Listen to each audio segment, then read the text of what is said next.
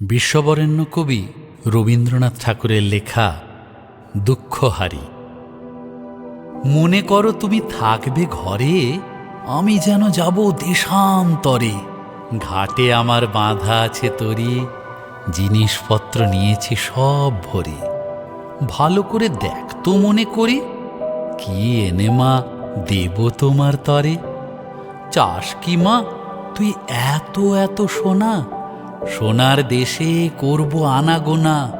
সোনামতি নদী তীরের কাছে, সোনার ফসল মাঠে ফলে আছে।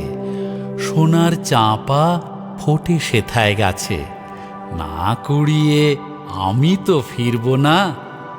পড়তে কি চাস মুক্ত গেঁথে হারে, জাহাজ বেয়ে যাব সাগর পারে। সেখানে মা সকালবেলা হলে, ফুলের পরে মুক্তগুলি দোলে।